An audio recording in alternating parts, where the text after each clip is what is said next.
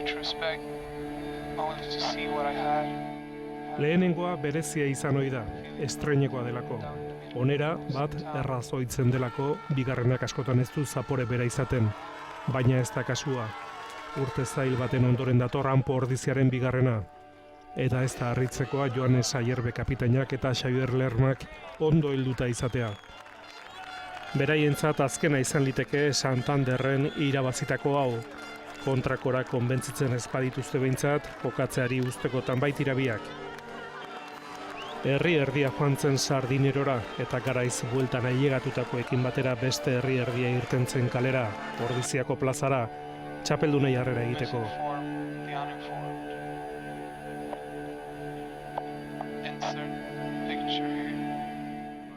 Ohiko kantu, oihu eta dantzak omenaldi gixara.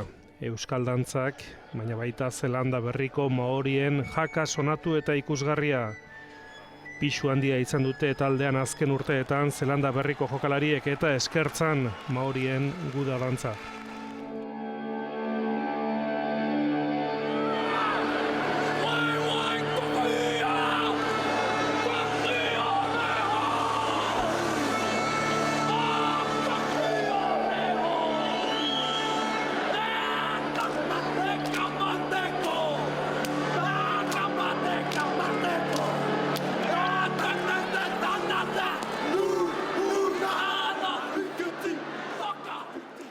Phil Hasford, jokalari bixia, hirukoaren buru. Finalean emandu aurten bere onena. Taldeak berak bezalaxe. Demoraldian zehar gorabehera asko izan ditu, onena amaierarako utzi izan balu bezala. Eta hori hasi eta berehala Kesos Entrepinaresek hiru entsegu sartuta finala erabat alde batera jarri zuela. 17 eta huts aurreratu ziren Puzelakoak. Ondo hasi gara, lehenengo 5 minutu nahiko politiek ustetan ditugula, baina gero baloian jabetza berreskuratu du Kesosek eta behin da berriz aipatzen eginen, talde honek baloia daukenen min asko egiten dola, ez? Eta erakutsi du, 17 eta huts. Eta buru makur jarri danak eta ze itxura ematea gindua zen, baina nik uste dut konfiantza eduki deula guregan, talde sistemagan, eta gai izan gala, markagailu hori pixkat berdindu eta gero iraultzeko. Defentsako hutsegiten ondorioz, zama handia hartu zuen gainean Hanpo Ordiziak.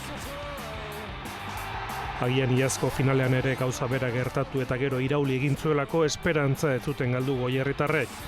Etxipenik etzen azaleratu. Dani Krolek sartu zuen lehenengo entsegua. Ostiko pare batean, kale egin arren partidu bikaina egin zuen australiarrak. Eta gutxira Jonander Grende elorriarrak lortu zuen bigarrena. Bizirik zegoen Hanpo, Kesosen abantaia 3 puntura jaitsi zuen atseden aldirako.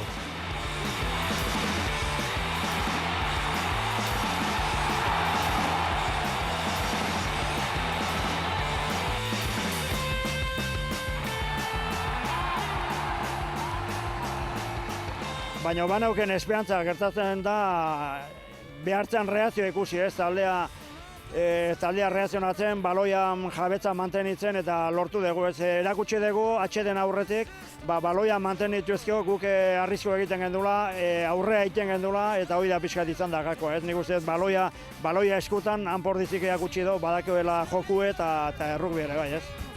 Esateko, gauzak hasieran bezalaxe zeuden, eta finala bere alde jartzea lortu zuen Hanpo Ordiziak bigarren zatia hasi berritan Phil Hasfordek sartutako entseguarekin.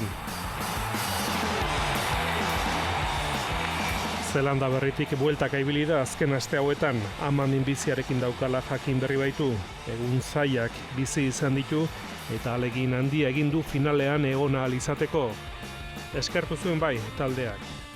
Bigarren zatian goierritarrek egindako zaintza lana ikusgarria izan zen, zorrotza eta zigorrak behartu gabe. Ezinean aritu zen Kesos Entrepinares. Hanpo Ordiziak merituko jokaldiak egin zituen, eta saria berriro ere Hasfordek burututako jokaldian etorri zen. Ziztu bizian hegaletik txokoan egin zuen entsegua atzelariak.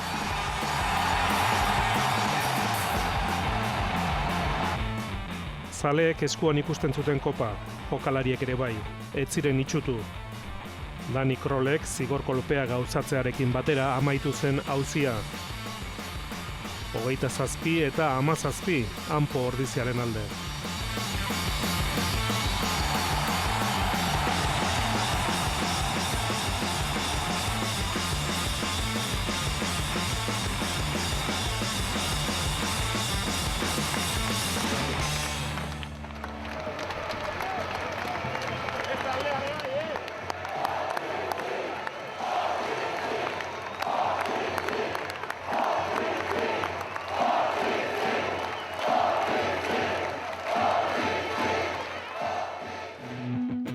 Egitan, hau bigarrena eta oso zaila izan da, eta lehenengoa zoragarri izan zen, baina hau bigarrena irutzen zait zailago, eta sentimentu gehiorekin nuen dio, gudak iguzen sofritu deon, eta hau jaztuta da, hau guantxe eskutan eukita, baina ikusten honek merito handi daukela, eta gu bezalako klub eta herri txiki bateako ohore handi bat.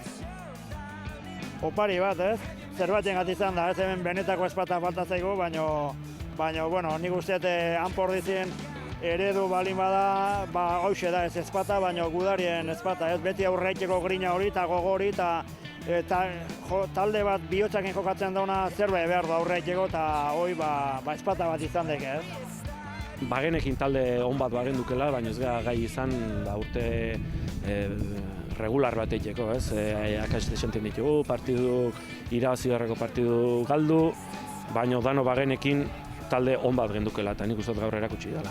Iazkoaren ondoren eraberritutako talde honek ere badu bere kopa. Biharren kopa nerea lehenengoa, aurreko urtean ezin izan un bizi zelai barrun, eta aurten suertez bizi izan dut, eta irabazin dugu baina.